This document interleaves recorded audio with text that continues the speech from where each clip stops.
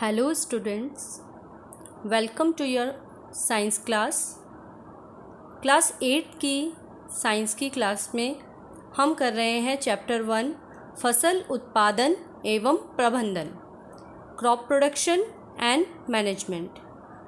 Part 2 आज हम करेंगे। पार्ट फर्स्ट इससे पहले हम कर चुके हैं। जिसने पार्ट फर्स्ट नहीं देखा है वह पहले पार्ट फर्स्ट वाली वीडियो देखे, जिसका लिंक मैं डिस्क्रिप्शन बॉक्स में दे दूंगी।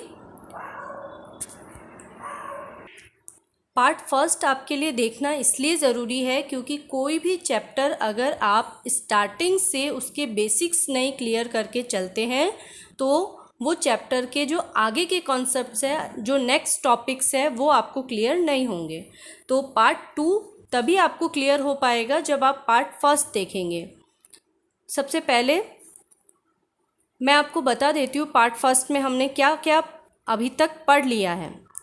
फसल हमने पढ़ लिया था, फसल किसे कहते हैं, डेफिनेशन, और फसल का उत्पादन क्यों ज़रूरी है, उसका उचित प्रबंधन क्यों ज़रूरी है, इसके बारे में भी हमने जान लिया था। ऋतुओं के आधार पर फसलों का वर्गीकरण भी हमने देखा था। रबी की फसल किसे कहते हैं ये हमने देखा था। खरीफ की फसल किसे कहते हैं ये हमने और जायद की फसल किसे कहते हैं ये भी हमने देखा था।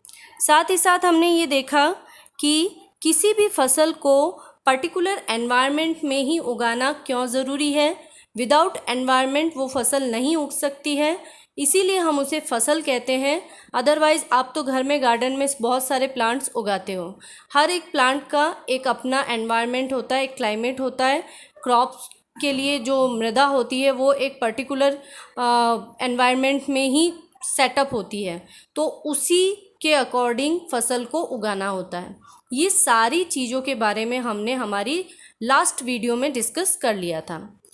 आज हम करेंगे कृषि पद्धतियों के बारे में। फसल उत्पादन का एक बहुत इम्पॉर्टेंट चरण हम कह सकते हैं या बहुत इम्पॉर्टेंट पॉइंट हम कह सकते हैं कि कृषि पद्धतियाँ होती हैं। कृषि पद्धतियाँ कहते किसे हैं? किसान द्वारा फसल उगाने के लिए जो भी क्रियाकलाप किए जाते हैं वे सभी कृषि पद्धतियाँ कहलाती हैं। जो भी क्रियाकलाप किए जाते हैं, फॉर एग्ज़ाम्पल अगर आप अपने घर में भी एक छोटा सा प्लांट लगाने जाएं तो वो प्लांट क्या ऐसे ही ग्रो हो जाएगा? सबसे पहले आपको मिट्टी लानी पड़ेगी, आपको उसको पॉट में डालना पड़ेगा। मिट्टी के अंदर बहुत सारे न्यूट्रिएंट्स वाले आप क्या डाल दोगे, खाद डालोगे। उसके बाद उसके अंदर बीज को बोओगे या प्लांट को लगाओगे। ओके, उसके बाद आप उसकी वाटरिंग करोगे। वाटरिंग करने के बाद आपको वो प्लांट ग्रो करता हुआ दिखाई देगा। देन वो फ्रूटिंग करेगा, अगर वो फ्लावरिंग प्लांट है तो वो फ्लावर देगा आपको। तो ये सारा जो प्रोसेस है, ये सारा प्रोसेस आपका गार्डनिंग का प्रोसेस है। तो सिमिलरली कृषि करने के लिए या फसल को उगाने के लिए किसान जो भी क्रियाकलाप करता है खेतों में, या जो भी क्रियाकलाप किए जाते हैं कृषि करने के लिए, वो सभी कृषि पद्धतियों के अंतर्गत आती है, कृषि पद्धतियाँ कहलाती हैं। क्लियर? चलिए, अब ये कृषि पद्धतियाँ कौन कौन सी है? तो सबसे पहले आप देखेंगे कृषि पद्धतियाँ जो है वो मेनली 7 स्टेप्स में कंप्लीट होती है। ये 7 स्टेप्स इसलिए बता रही हूँ, स्टेप्स इसलिए कह रही हूँ क्योंकि ये चरणबद्ध एक क्रमिक प्रोसेस है, एक कंटिन्यूअस प्रोसेस है। क्योंकि एक भी चरण को आप स्किप करते हो तो वो आपका जो प्रोसेस है वो अधूरा रह जाता है और कहीं ना कहीं आपकी फसल जो है वो ख़राब हो जाएगी, बर्बाद हो जाएगी। इसीलिए आपको क्या करना पड़ेगा, ये स्टेप सारे एज इट इज़ फॉलो करने पड़ेंगे, स्टेप बाय स्टेप। ओके, तो जान लेते हैं कृषि पद्धतियों का पहला चरण क्या होता है। तो देख लिए, कृषि पद्धतियों के लिए फर्स्ट चरण जो है वो मिट्टी पोली करना, मिट्टी को तैयार करना। अब खेती करनी है तो ऑब्वियसली मिट्टी तैयार करनी पड़ेगी। कोई हार्ड और बंजर मिट्टी में तो आप प्लांट को नहीं उगा सकते या क्रॉप नहीं उगा सकते। तो ऑब्वियसली फर्स्ट स्टेप जो होगा वो क्या होगा, मिट्टी को तैयार करना, और इसी प्रोसेस को हम कहते हैं जुताई करना। ओके, लूजनिंग द सॉइल, वो preparation of soil. Second step होता है, अब आपने मिट्टी तैयार कर ली, मिट्टी तैयार कर ली तो सेकेंड स्टेप में आपका क्या आएगा, बुआई करना। बीजों को बोएंगे आप। ओके, तो बुआई करना, बीजों को बोना सेकेंड स्टेप है। थर्ड स्टेप में आपके आ जाता है, बीज आपने बो दिया, मिट्टी तैयार हो गई है, बीज आपने बो दिया है। अब इसके बाद आप क्या करेंगे, मैन्योर देंगे, खाद, क्योंकि बीज बोने के बाद जैसे जैसे पौधा थोड़ा थोड़ा डेवलप होने लगेगा आपको खाद देने की आवश्यकता होगी। जब आप खाद देंगे तभी पादप की उचित वृद्धि होगी। इसके बारे में हम जब ये टॉपिक को डिस्कस करेंगे तब इसको अच्छे से डिस्कस करेंगे। ओके, खाद देना के बाद फोर्थ स्टेप आता है वाटरिंग करना, जिसे हम कहते हैं इरिगेशन, सिंचाई। ओके, सिंचाई करना बहुत लंबा प्रोसेस है, बहुत इसके बारे में डिटेल स्टडी हमको करनी है। नेक्स्ट स्टेप आता है खरपतवार से सुरक्षा। जो भी खरपतवार, वीडिंग जो होती है, वीड्स होते हैं जो खरपतवार प्लांट्स के बीच बीच में उग जाते हैं, जो हमारे लिए हेल्पफुल नहीं है, उनको क्या करना पड़ता है, हटाना पड़ता है, अदरवाइज़ वो प्लांट्स को ख़राब कर देंगे, क्रॉप आपकी ख़राब हो जाएगी। तो उन वीड्स को या खरपतवार को हटाने का जो प्रोसेस है वो है नेक्स्ट प्रोसेस, खरपतवार से सुरक्षा, फिफ्थ प्रोसेस ये। सिक्स्थ इसमें आएगा कटाई, हार्वेस्टिंग। हार्वेस्टिंग के लिए क्या करना पड़ता है, हार्वेस्टिंग और थ्रेशिंग जो है वो लगभग एक ही प्रोसेस के अंदर कंप्लीट होगा। ठीक है, तो हार्वेस्टिंग, फसल बन गई है, अब फसल पककर तैयार हो गई है, तो क्या करना पड़ेगा, फसल की कटाई करनी पड़ेगी। तो यहाँ पर फसल की कटाई की जाती है। साथ ही साथ फसल को कटाई करने के बाद जो अनाज होता है उनको भूसे से अलग किया जाता है। तो ये जो इंक्लूडिंग प्रोसेस आता है हार्वेस्टिंग प्लस थ्रेशिंग। ओके, ये पूरा एक प्रोसेस है, एक प्रोसेस में काउंट होगा। ये हो गया सिक्स प्रोसेस। सेवन्थ प्रोसेस हो गया आपका कटाई हो चुकी है। अब कटने के बाद क्या फसल कंप्लीट हो गई? नहीं, कंप्लीट तब होगी जब उस फसल को आप स्टोर कर पाएंगे अच्छे से। चूँकि हम मैनेजमेंट की बात कर रहे हैं यहाँ पर, तो केवल फसल आप अपने, किसान केवल फसल अपने खाने के लिए नहीं उगाता है, ये हम पहले ही डिस्कस कर चुके हैं। किसान क्या करता है, फसल उगाता है पूरी देश की जनसंख्या की, आबादी की जो आवश्यकता है, भोजन की आवश्यकता है, उसकी पूर्ति करने के लिए वो फसल उगाता है। तो इसलिए यहाँ पर फसल का प्रबंधन करना, मैनेजमेंट करना बहुत ज़्यादा इम्पॉर्टेंट है। और उस मैनेजमेंट का लास्ट प्रोसेस आएगा भंडारण करना या स्टोरेज करना। जब वो बड़ी मात्रा में फसल का अच्छे से स्टोर कर पाएगा उचित तरीके से, तभी जाकर ये पूरा प्रोसेस कंप्लीट हो पाएगा। ओके, तो टोटल 7 स्टेप्स हो गए। एक बार वापस से रिपीट करती हूँ। फर्स्ट स्टेप है मिट्टी तैयार करना, सेकंड स्टेप है बुआई करना, बीज बोना, थर्ड स्टेप आ जाता है खाद या उर्वरक देना, फोर्थ स्टेप में आ जाता है आपका सिंचाई, इरिगेशन, फिफ्थ स्टेप आएगा आपका खरपतवार से सुरक्षा, सिक्स्थ स्टेप में आएगा कटाई या हार्वेस्टिंग और threshing included it, and last आएगा आपका सेवेंथ स्टेप भंडारण या स्टोरेज। ओके, आपको ये सारे चरण कंटिन्यूअस प्रोसेस में लर्न रखने हैं, याद रखने हैं। ओके, नेक्स्ट सबसे पहला स्टेप हम देखते हैं मिट्टी तैयार करना या मिट्टी पोली करना, जुताई करना। अब देखिए, हर जो स्टेप मैं आपको बता रही हूँ कृषि पद्धतियों का, और हर स्टेप्स के अंदर आपको 3 चीज़ें रिमेंबरिंग पॉइंट के रूप में लर्न रखनी है, याद रखना है। क्योंकि एक एक पॉइंट को आप 3-3 पॉइंट्स के बेसिस पे लर्न करेंगे तभी आपका ये टॉपिक क्लियर हो पाएगा। तो सबसे पहले आप इसमें लर्न करेंगे कि इसकी डेफिनेशन क्या है। अगर कोई प्रोसेस है तो ये प्रोसेस होता किस तरह से है, वो आपको लर्न रखना है। नेक्स्ट आपको लर्न रखना है, तो सबसे पहला आ जाता है, आप क्या रखेंगे उसका, process. First of all process, okay, ये प्रक्रिया किस प्रकार से होती है। सेकंड आपको याद रखना है उसके औजार, कौन कौन से औजार काम में लिए जा रहे हैं, या मेथड, किस प्रकार के मेथड काम में लिए जा रहे हैं इस प्रोसेस को करने के लिए। कुछ टिपिकल मेथड हो सकते हैं, कुछ मॉडर्न मेथड हो सकते हैं, तो वो आपको इसमें ध्यान रखना है। ओके, थर्ड पॉइंट आ जाता है इसका इम्पॉर्टेंस, ये प्रोसेस क्यों किया जा रहा है, क्यों ज़रूरी है, क्या लाभ हो सकता है। तो ये 3 पॉइंट के बेसिस पे हर स्टेप्स को आप लर्न करेंगे, तब जाकर आपका ये एक प्रोसेस कंप्लीट हो जाएगा। ओके, तो सबसे पहले जान लेते हैं मिट्टी तैयार करना होता क्या है। मिट्टी तैयार करना, मिट्टी पोली करना एक ही चीज़ है, और जुताई भी इसी का नाम है, इसी प्रोसेस को हम जुताई करना भी कहते हैं। आपने देखा होगा ना, किसान को खेतों में आप कभी गए हो तो आपने देखा है कि किसान क्या करता है, सबसे पहले हल चलाता है, मिट्टी में हल चलाता है। खेती करने से पहले या जब भी बारिश पड़ती है, बारिश आने से पहले, बरसात से पहले किसान क्या करता है, हल चलाता है और हल चलाकर पूरे खेत को जोत देता है। तो वो ऐसा क्यों करता है? हल चलाना, जोतना क्यों ज़रूरी है? ये इसलिए ज़रूरी है क्योंकि मिट्टी को नरम बनाया जाता है, भुरभुरा बनाया जाता है। देखिए, जो मिट्टी होती है वो बहुत ज़्यादा हार्ड हो चुकी होती है, क्योंकि कंटिन्यूअस पहली फसल जो हम उगा रहे हैं उसकी वजह से कंटिन्यूअसली उसमें पानी डाला जाता है ऊपर से, या ऊपर से मिट्टी उड़कर आती है, तो उसकी वजह से जो टॉपमोस्ट सॉइल है, ऊपर की जो लेयर है मिट्टी की, वो बहुत ज़्यादा हार्ड हो जाती है, बहुत ज़्यादा कठोर हो जाती है। ऐसी कठोर मिट्टी में, ऐसी कठोर मृदा के अंदर प्लांट नहीं उग सकता है। अगर आप बीज बो दोगे तो वो बीज अंकुरित नहीं होगा, वो बीज प्लांट का स्वरूप नहीं ले पाएगा और बर्बाद हो जाएगा, वो बीज वेस्टेज हो जाएगा। ओके, तो इस वजह से मिट्टी को क्या करना पड़ेगा, नरम बनाना पड़ेगा, मिट्टी को एकदम भुरभुरा बनाना पड़ेगा।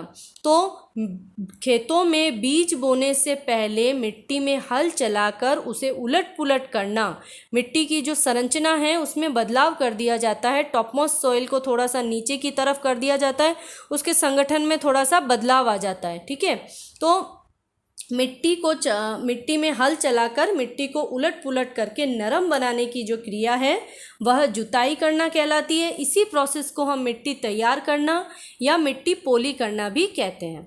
ओके, खेती का ये सबसे पहला और बहुत इम्पॉर्टेंट स्टेप है, फर्स्ट स्टेप है और सबसे इम्पॉर्टेंट स्टेप है। हल चलाते हुए आपने देखा है, आपने आजकल तो उसको कल्टीवेटर के थ्रू, इस तरह से ट्रैक्टर की सहायता से भी कार्य करते हुए आपने खेतों में देखा होगा। ओके, तो जुताई की डेफिनेशन आपको क्लियर हो गई। अब जुताई आवश्यक क्यों है, क्यों ज़रूरी है? मैंने आपको अभी बताया कि मिट्टी की जो ऊपरी परत होती है वो बहुत ज़्यादा क्या होती है, उपजाऊ होती है।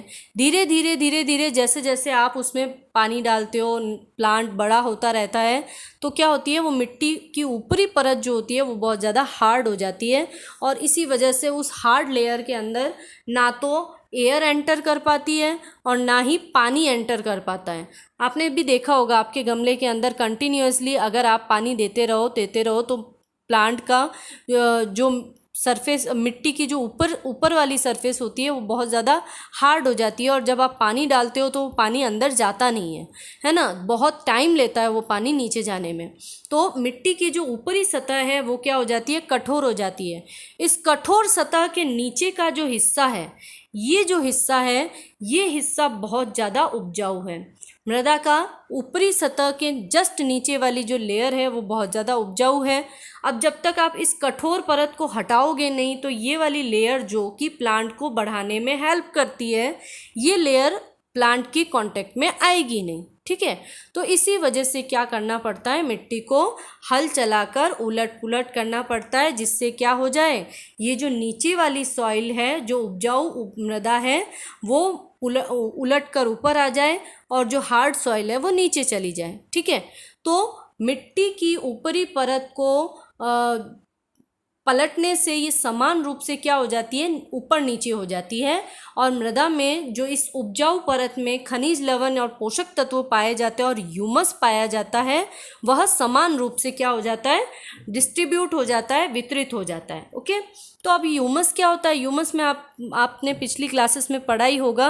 ह्यूमस जो होता है वो एक डिकम्पोस्ट होकर बनने वाली लेयर है। डिकम्पोस्ट यानी कि जितनी भी जो कचरा या अपशिष्ट पदार्थ जो आप मृदा के अंदर डालते हो, वह क्या होता है, सड़ गल कर, छोटे छोटे सूक्ष्म जीवों द्वारा सड़ गल कर क्या बन जाती है, एक बहुत उपजाऊ और पोषक तत्वों से भरपूर एक परत बन जाती है। उसे हम क्या कहते हैं, ह्यूमस कहते हैं। ठीक है, तो ह्यूमस से बनी हुई, खनिज लवण से बनी हुई जो ये निचली परत है, अब वो मृदा के उलट पुलट करने से क्या हो जाती है, बराबर रूप से बिखर जाती है या बराबर रूप से हर लेवल में आ जाती है, जिसकी वजह से जब आप उसमें बीज बोओगे तो वो प्लांट आसानी से ग्रो करेगा। ठीक है, तो और पोषक तत्व लेगा, इसी वजह से प्लांट ग्रो करेगा। तो मिट्टी की ऊपरी परत को उलट पुलट करना इसलिए आवश्यक है। ओके, ताकि मृदा की संगठन जो है, मृदा का जो संगठन है वो बराबर बना रहे। नेक्स्ट पॉइंट, क्यों एक तो पॉइंट हो गया कि मृदा के संगठन में बदलाव के लिए। सेकंड पॉइंट, पोली मिट्टी जो होती है ना, नरम मिट्टी, पोली मिट्टी किसको कहते हैं? नरम मिट्टी, भुरभुरी मिट्टी, ठीक है। पोली मिट्टी जो होती है वह क्या हो जाती है? मृदा में रहने वाले सूक्ष्म जीवों के लिए। किन के लिए? मृदा में जो सूक्ष्म जीव रहते हैं, आप जानते हैं छोटे छोटे सूक्ष्म जीव होते हैं। इसी के साथ साथ मृदा में कुछ केचुए भी रहते हैं। आपने देखा होगा गमले की मिट्टी के अंदर केचुए देखे होंगे, या जुताई करते समय खेतों में आपने केचुए देखे होंगे। तो ये केचुए जो होते हैं या सूक्ष्म जीव जो होते हैं वो क्या होते हैं? इस नरम और भुरभुरी मिट्टी में रहते हैं। और इस नरम और भुरभुरी मिट्टी को पोषक तत्व जो कि कचरा या जो भी खाद इसके अंदर पत्तियाँ, पेड़ पौधों की पत्तियाँ जो भी मृदा के अंदर मिलती रहती है, उसको ये और छोटा छोटा बारीक टुकड़ों में करके ह्यूमस बनाते हैं। तो इसीलिए किसानों के लिए केचुओं और सूक्ष्म जीव जो है वो मित्र के समान होते हैं, और इन्हीं मित्रों की वृद्धि करने में पोली मिट्टी सहायता करती है, क्योंकि इनकी वृद्धि से मिट्टी में ह्यूमस की मात्रा बढ़ती है। इसीलिए पोली मिट्टी को जुताई करना बहुत ज़्यादा ज़रूरी है, ठीक है। पोली मिट्टी में पादप की जो जड़ें होती है वह भी आसानी से शोषण कर पाती है। आप देखना, इस चीज़ को क्लियरली समझना। मैंने आपको पहले भी आपने छोटी क्लासेस में भी पढ़ा होगा कि जो जड़ें होती है पेड़ पौधों की, वह मृदा के अंदर जाती है और मृदा के छोटे छोटे कणों में पहुंच जाती है। मृदा से जो मूल रोम निकलते हैं वो मृदा के छोटे छोटे कणों में पहुंच जाते हैं, और मृदा के छोटे छोटे कणों के बीच में क्या होती है? वायु भरी होती है। ये वायु ही क्या करते हैं? पेड़ पौधे, जो जड़ें होती है पेड़ पौधों की, वो क्या करती है? श्वसन के रूप में उसी वायु को ग्रहण करती है, ठीक है। इसीलिए जब मिट्टी नरम होगी तब क्या होगा? उसके वायु छिद्र खुल जाएंगे, उस मिट्टी के बीच में क्या बनेगी? जगह बनेगी। अन्यथा क्या थी? मृदा कठोर थी, मृदा के कण आपस में चिपके हुए थे, इस वजह से वहाँ हवा या वायु प्रवेश नहीं कर पा रही थी। अब क्या हुआ? मिट्टी को उलट पुलट करने से मृदा के जो संरचना है उसमें बदलाव आया, और मृदा के कणों के बीच जो छिद्र था वो बन गया। अब उस छिद्रों में वायु भर गई, और वायु भरने के कारण क्या हुआ? मृदा के जो मूल रोम हैं, जड़ों के जो मूल रोम हैं, वो इस वायु को और जल को अवशोषित कर लेते हैं। तो इसीलिए जड़ें जो होती है वो पोली मिट्टी में पादप की जड़ें आसानी से शोषण कर पाती है। पादपों की जो जड़ें होती है वह आसानी से गहराई में पहुंच भी पाती है, क्योंकि जड़ें जो है वो नरम मिट्टी में ही आसानी से ग्रो कर पाएगी। तो जितना ज़्यादा ग्रो करेगी उतना ज़्यादा पेड़ों को मजबूती भी प्रदान करेगी। तो इसीलिए पादपों की जड़ें जो हैं वो पोली मिट्टी में ही आसानी से गहराई में चली जाती है, जल को ढूंढ लेती है, शोषण कर लेती है, और प्लांट को पूरा न्यूट्रिशन भी मिल जाता है। इसीलिए जुताई करना आवश्यक है। खेतों में बीज बोने से पहले जुताई ज़रूर की जाती है। अब जुताई, मैंने सेकंड टॉपिक आपको क्या लिया था कि आपको यंत्र पढ़ने हैं, औजार पढ़ने हैं। तो अब जुताई के लिए कौन कौन से औजार? तो देखिए, जुताई जो है वो कृषि एक ऐसा जो टेक्निक है जो कई सालों से लोग करते आ रहे हैं, और उसमें बहुत ज़्यादा धीरे धीरे करते करते बहुत ज़्यादा डेवलपमेंट हुए हैं। तो जुताई जो है वह पहले पारंपरिक औजारों से किया जाता था, और आजकल जो है आधुनिक यंत्रों से भी किया जाता है। बहुत ज़्यादा इसमें डेवलपमेंट हुआ है, बहुत ज़्यादा प्रोसेस में डिफरेंसेस आए हैं। तो पारंपरिक औजारों में सबसे पहले हल से और कुदाली से खेती की जाती थी, जुताई की जाती थी, और वर्तमान में यह कल्टीवेटर की सहायता से किया जाता है। आपने यहाँ पर जुताई के यंत्र देखे, तो पारंपरिक तरीके में जो जुताई की जाती है वह सामान्यतः हल और कुदाली से की जाती है, ठीक है। तो केवल जुताई करने का अर्थ ये नहीं है कि हल चलाना है या केवल कुदाली से या कल्टीवेटर की सहायता से मिट्टी को क्या कर दे? उलट पुलट कर दे। देखिए, मिट्टी को जब उलट पुलट किया जाता है तो वो मिट्टी चूँकि बहुत ज़्यादा कठोर हो चुकी है, तो उसको उलट पुलट करना इतना आसान नहीं है। तो अब क्या करना पड़ता है? जुताई करने से पहले भी पानी पूरे खेत में छिड़का जाता है, जिससे मिट्टी नरम हो, और तब उसके बाद क्या की जाती है? उसकी जुताई की जाती है, ठीक है। चाहे वो हल से करे, चाहे वो कुदाली से करे, या चाहे वो ट्रैक्टर और कल्टीवेटर की हेल्प से करे। लेकिन जो ये कल्टीवेटर की हेल्प से जब इस तरह से जुताई की जाती है, तो उस मृदा के अंदर बहुत सारे मिट्टी के बड़े बड़े ढेले ऊपर आ जाते हैं, मिट्टी के बहुत बड़े बड़े ढेले ऊपर आ जाते हैं, देखिए मैं आपको स्क्रीन पर दिखाने की कोशिश कर रही हूँ। यहाँ पर मिट्टी के बड़े बड़े जो है वो ढेले बन जाते हैं। अब ये मिट्टी के जो ढेले हैं इनको भी समतल करना ज़रूरी है। जुताई की वजह से मिट्टी तो उलट पुलट हो जाती है, उसके कारण जो कठोर मिट्टी है वो ढेलों के रूप में बाहर आती है। तो उस मृदा के जो ढेले हैं उनको भी क्या करना पड़ता है, समतल करना पड़ता है। बिना समतल किए हुए बीजों को बोना और बाकी की जो प्रक्रिया है उसको करना संभव नहीं है।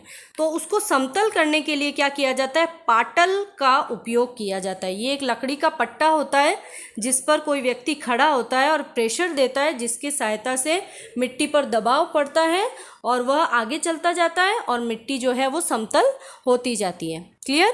चलिए, तो आपको इस तरह से पूछा जा सकता है कि जुताई करने में पाटल का क्या उपयोग है। तो पाटल का क्या उपयोग है, मृदा को समतल बनाने के लिए पाटल का उपयोग किया जाता है।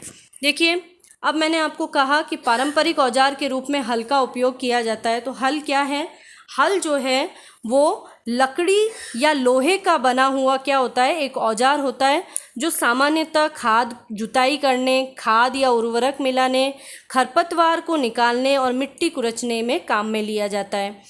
ये जो है बैलों की जोड़ी या अन्य पशु जैसे कि घोड़ा या ऊँट, जहाँ पर बैल है वहाँ पर बैलों की सहायता से किया जाता है, जहाँ पर घोड़ा है या ऊँट है वहाँ पर घोड़ा या ऊँट की सहायता से इसे खींचा जाता है। ठीक है। और ये जो हल है इसके सामान्यतः निम्न भाग होते हैं। देखना आप, ये इस प्रकार की आकृति में आपको दिखाई देता है। तो इसका आगे वाला जो हिस्सा होता है वो तिकोना होता है और तिकोनी पत्ती जो है वो फॉल कहलाती है। ये जो हिस्सा है ये क्या कहलाता है, फाल कहलाता है। और जो लकड़ी का लंबा डंडा बना होता है इसे हम क्या कहते हैं, हल शैफ्ट कहते हैं। मुख्य भाग जो हल का एक लंबी लकड़ी से बना होता है उसे हल शैफ्ट कहते हैं। हल शैफ्ट का ही एक हिस्सा जो है वो हैंडल की तरह काम में लिया जाता है और जो तिकोनी पत्ती यानी फाल वाला हिस्सा है उसे क्या किया जाता है, मिट्टी के अंदर धंसाया जाता है। मिट्टी के अंदर क्या कौन सा हिस्सा धंसता है, फाल वाला हिस्सा धंसता है। और जो हल शैफ्ट का आगे का हिस्सा है वो जोत के डंडे के साथ, ये जो जोत का डंडा है, जोत का डंडा किससे कहा जाता है, जो बैलों की गर्दन पर रखा जाता है, उस जोत के डंडे के साथ हल शैफ्ट का अगला हिस्सा रखा जाता है और इसे दो बैलों की सहायता से और एक आदमी आसानी से चलाकर क्या करता है, पूरे खेत को जोत सकता है। ठीक है, तो हल की पूरी संरचना आपको क्लियर हो गई है। नेक्स्ट देखिए कुदाली। कुदाली भी क्या है, एक पारंपरिक औजार है और एक बहुत सरल औजार है जिसकी सहायता से खरपतवार को निकाला जाता है और मिट्टी को पोली किया जाता है। कुदाली में जो है लकड़ी अथवा लोहे की एक छड़ होती है। ये जो आपको लकड़ी या लोहे की क्या दिखाई दे रही है, छड़ दिखाई दे रही है। क्लियर? तो लकड़ी या लोहे की छड़ होती है जिसके एक सिरे पर लोहे की चौड़ी मुड़ी हुई प्लेट होती है। ये जो मुड़ी हुई प्लेट आप देख रहे हैं, ठीक है, तो मुड़ी हुई प्लेट होती है जो कि एक ब्लेड की तरह कार्य करती है। क्लियर? ब्लेड की तरह कार्य करती है और उसका दूसरा सिरा जो है, यहाँ पर ये जो दूसरा सिरा है वो क्या होता है, पशुओं के ऊपर जोत के डंडे के साथ जोता जाता है और पशुओं द्वारा खींचा जाता है। इसके पीछे वाला हिस्सा जो है ये हैंडल की तरह कार्य करता है, इसको पकड़ा जाता है और मुड़ी हुई प्लेट को मिट्टी के अंदर धंसाया जाता है। आजकल ट्रैक्टर, पहले तो ये क्या किया जाता था, पशुओं द्वारा खींचा जाता था। कुछ स्थानों में आजकल इसे ट्रैक्टर की सहायता से भी क्या किया जाता है, खींचा जाता है। ट्रैक्टर में ये इस प्रकार से कुदाली की तरह लगा होता है, इसकी ब्लेड इस तरह से होती है। क्लियर?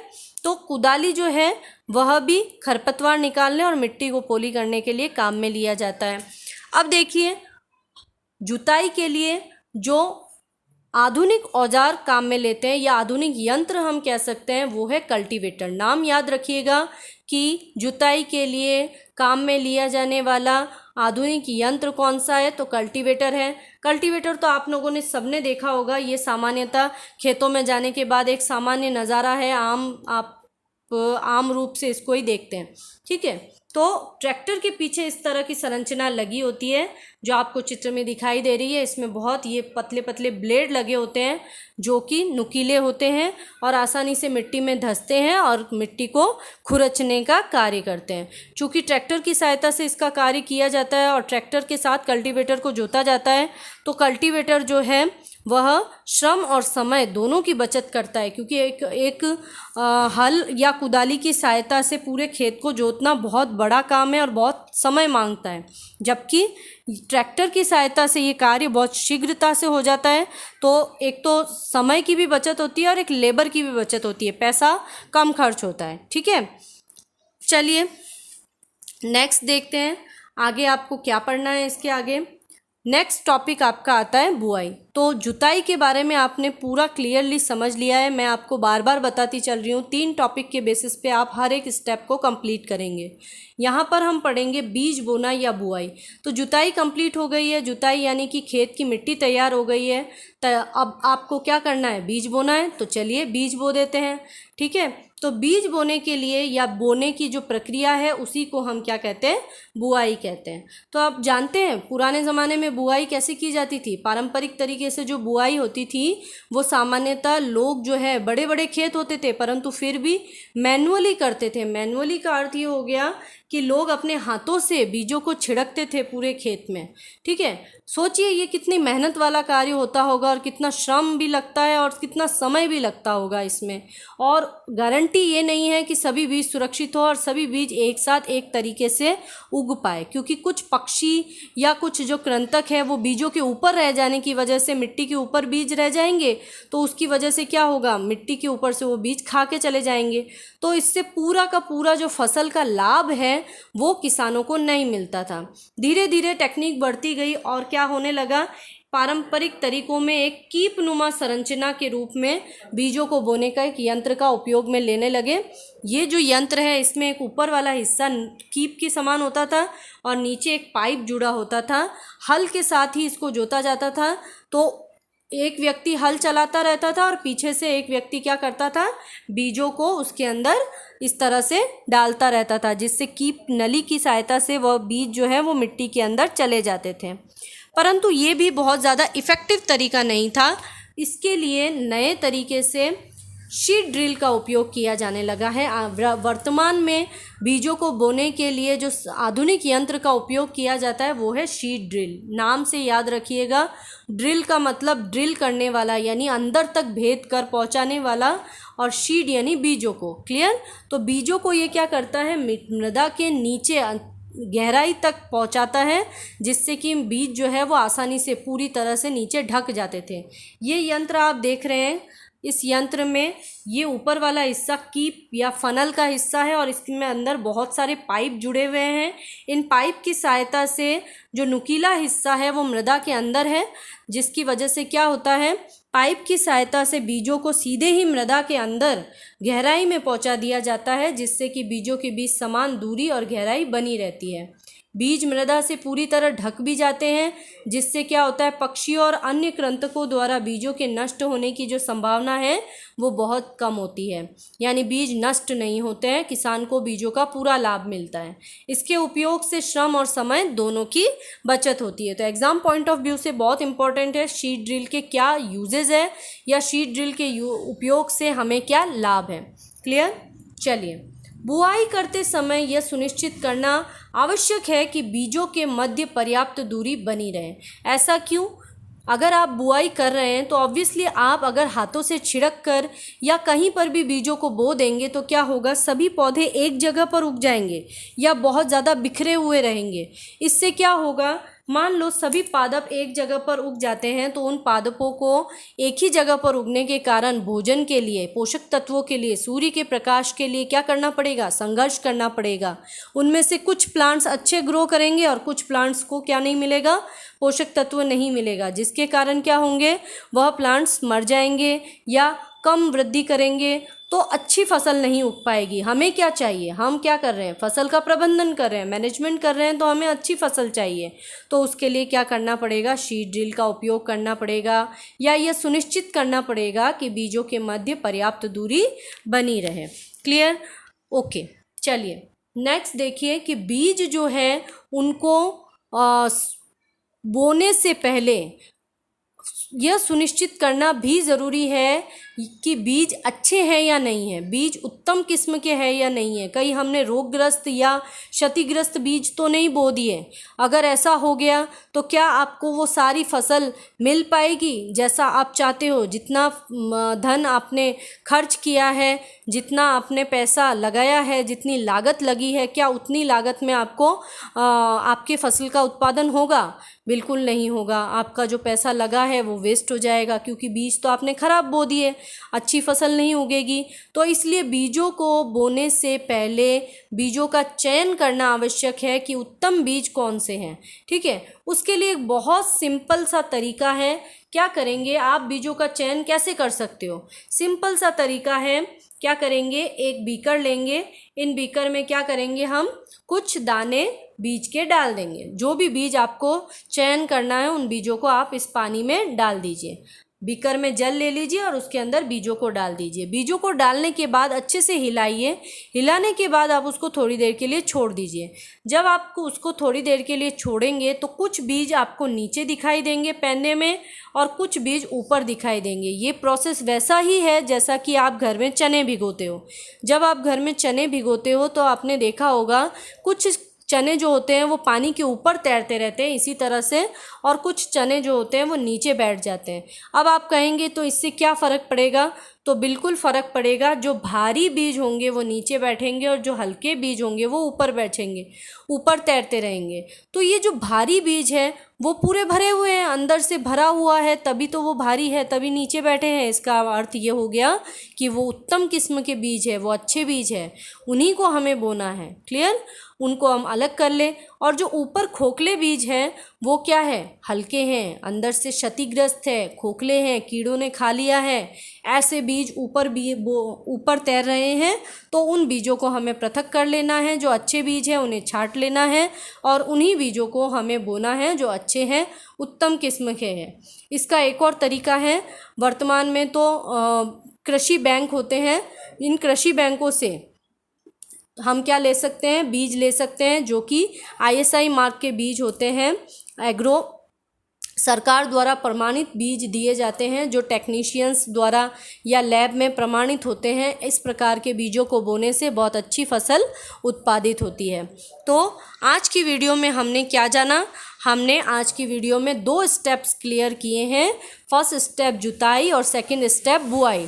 दोनों स्टेप्स के आपने सारे पॉइंट्स क्लियर कर लिए हैं यहाँ पर। तो होपफुली आपको ये सारे प्रोसेस क्लियर हो चुके हैं। जो भी आपको दिक्कत आती है आप कमेंट बॉक्स में लिखिए। अगर आपको कोई भी प्रॉब्लम है तो मैं उसको सॉर्ट आउट करने की पूरी कोशिश करूँगी। मेरी ये पूरी कोशिश रहेगी आपके डाउट्स क्लियर हो जाए। क्लियर? चलिए, नेक्स्ट वीडियो में हम करेंगे आगे के भी जो हमने नेक्स्ट स्टेप्स पढ़ने हैं। खाद व उर्वरक देना, सिंचाई करना, खरपतवार से सुरक्षा करना, कटाई और भंडारण, इन सारे स्टेप्स की डिटेल स्टडी हम हमारी नेक्स्ट वीडियोज़ में करेंगे। अगर आपको आज का वीडियो हेल्पफुल रहा हो तो प्लीज़ इसे सब्सक्राइब कीजिए चैनल को और लाइक कीजिए, शेयर कीजिए, ताकि ज़्यादा से ज़्यादा जो मटेरियल है वो बच्चों के पास जा सके और वो इस टॉपिक को क्लियरली समझ सकें। Thank you. मिलते हैं नेक्स्ट वीडियो के साथ।